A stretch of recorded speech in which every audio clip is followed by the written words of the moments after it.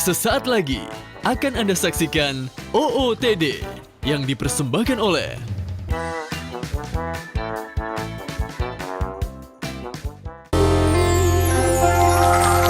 Kembali lagi di OOTD. Obrolan of the day. Yes. Pemirsa juga Master Dedi, kalau misalnya tadi kan kita udah ngobrol sama Alterarik di tengah kesibukannya dan mengurus anak, ya kan sebagai single parent. Nah kali ini kita kedatangan bintang tamu yang tidak kalah sibuknya pemirsa. Beliau harus memastikan infrastruktur telekomunikasi bisa tersedia dan bisa dimanfaatkan oleh masyarakat di seluruh Indonesia. Khususnya di daerah 3T, terdepan, terluar, dan tertinggal. Tapi Ya, ngomong-ngomong ya, gue tuh seneng banget lo nyender sama lo. empuk kan? Iya. Kamu nyender aku empuk sama seperti sinyal. Sinyal tuh harus empuk sehingga teman-teman di seluruh Indonesia bisa memanfaatkan internet dan jaringan. Luar biasa. Bes? Kok empuk sih? Iya, sinyal tuh harus empuk, harus tersedia, harus lebar. Gitu. Ya, saya mau memperkenalkan dulu. Karena ini Ivan memang luar biasa loh, seperti tower. Iya. Jadi makanya di Indonesia itu harus tersebar. Harus banyak gitu. Harus banyak towernya sehingga jaringan itu bisa seluruh Indonesia. Jadi langsung aja, ini adalah staf ahli Menteri Kominfo. Ini adalah Bapak Henry Subiakto. Bapak, apa kabar? Apa kabar, Pak? Begini. Nah, oke. Pak Henry Silakan, Pak, gimana? di tengah, Pak. Silakan, Pak. Oke, Pak. Ya, Pak Henry silakan. Ya. Kalau mau tower. Saya duduk sini aja lah, Pak. Oh jaga jarak nih, kita harus Iya, jaga makanya aku jarak. harus Physical distancing. physical Betul. distancing. Tapi sinyal nggak mengenal physical distancing. Kalau nggak ada sinyal pusing kita, Pak. Orang Indonesia kalau udah nggak ada internet pusing, Pak. Ya makanya kita memang sekarang ini justru pada waktu pandemi, Pak Presiden itu mencanangkan transformasi digital. Itu justru ketika pandemi, waktu Agustus kemarin. Oke. Di depan DPR itu Indonesia harus serius ini menyelesaikan persoalan-persoalan membangun infrastruktur digital untuk 83.200 lebih desa yang ada di Indonesia. Akhirnya komitmen Presiden yang kemudian dilaksanakan oleh Bakti, oleh Kominfo Bakti ini adalah membangun. Kira-kira ya tahun 2023 baru selesai. 2023. 2023. Itu udah secepat-cepatnya tuh. Itu sudah cepat-cepat. Oke. Kalau berbicara satelit, Pak. Nah, ini kita rencananya membangun ke daerah mana dulu terlebih dahulu, Pak? Kan gini, kalau namanya negara kita ini kan secara demografi ya dan Luas ya, geografi sangat luas. Ada yang bisa dibangun lewat infrastruktur fiber optik Ya. karena daratan. Ya. Tapi kalau coba 17.000 pulau, Ya. kalau kita pakai kabel Ya. fiber optik itu kan Buang-buang kabel ya, Pak. Kabelnya Kalau kan di baju tuh ibarat kata bisa kusut, benang-benang iya, kusut ya, 17.000 Pak. pulau loh. 17.000 pulau. Itu pun kadang-kadang menambah juga Ya. kalau pas Makanya dibangun satelit. pakai satelit. Oh, Kalau satelit itu untuk wilayah-wilayah yang tadi yang terluar tadi, Bentar. Satelitnya punya siapa, Pak? Indonesia. Indonesia. Sementara kalau ini kita masih sewa. Nah, betul. Karena- Setahu saya saat ini sewa kita. Kita sewa. Tapi nanti tahun 2023 kita sudah sekarang juga sudah kerjasama dengan Perancis ya untuk pengadaan satelit.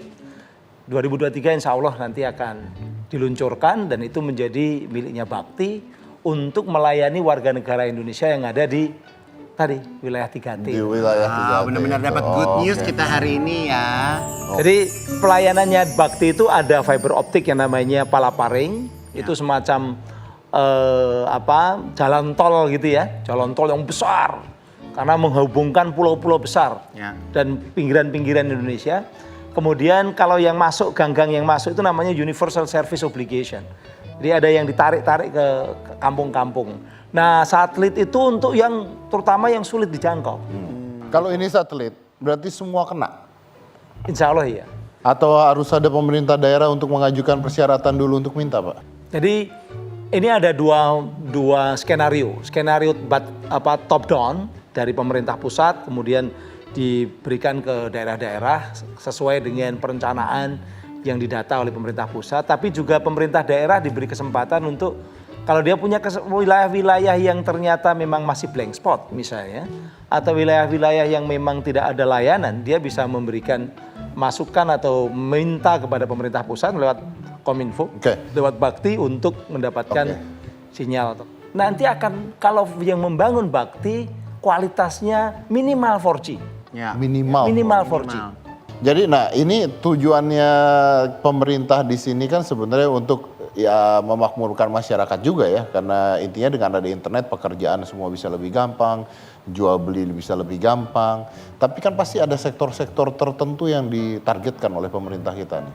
Ya sebenarnya kan kita tahu bahwa internet itu adalah semacam ya dia tulang punggung dari aktivitas Sehari-hari, digital, ya. Aktivitas di era digital ya. Mau bilang kita ngomong pendidikan juga berbasis internet ya, pendidikan dengan berbasis bisnis pun digital. juga berbasis internet. Sekarang e-commerce atau bisnis itu mau kesehatan pun sekarang itu ini yang juga termasuk yang dibangun Bakti ya. Bakti adalah memberikan fasilitas untuk puskesmas supaya puskesmas itu kalau melayani BPJS juga berbasis digital, Berbasis internet. sehingga semua mereka juga terkoneksi dengan Kementerian Kesehatan, dinas kesehatan di daerah dan sebagainya. Jadi lebih terdata ya. Lebih terdata dan boleh dikatakan kita kan tahu bahwa di era ke depan kita ada transformasi digital di mana masyarakat itu memang berubah menjadi berbasis digital semua. Dengan infrastruktur ini bisa terlayani. Dan Termasuk bahkan mungkin nanti kalau sekarang kan pilkada masih e-rekap, one day nanti e-voting, gitu kan? Gitu. Jadi semuanya, semua aspek. Apalagi dengan adanya pandemi seperti ini harus dipercepat semuanya. Justru pandemi ini memberikan hikmah pada kita. Tidak bisa Indonesia harus dibangun secara lebih serius dan Pak Presiden memiliki komitmen di situ. Oke Pak Henry Subiakto, terima kasih banyak Pak. Nah ini buat kita semua nih, kita tahu nih bahwa pemerintah kita akan memusatkan perhatiannya ke era digital. Jadi nanti jaringan-jaringan internet dan sebagainya itu akan dibuat lebih baik lagi, terutama di daerah 3T ya. Jadi tidak ada alasan lagi nih nanti nih ketika manusia bisa tertinggal. Tapi harus diingat satu hal gitu, ini kayak dua belah mata pisau nih Pak. Karena digital itu bisa dipakai untuk kebaikan, bisa dipakai untuk keburukan gitu. Makanya juga Kementerian Kominfo selain membangun juga menjaga, mengembangkan yang namanya kemampuan sumber daya manusia, digital literasi, di pendidikan kepada masyarakat untuk supaya minimal memahami dan menggunakan teknologi digital itu untuk hal-hal yang produktif. Oke, baik, sudah diberikan, gunakan dengan bijaksana. Terima kasih Pak.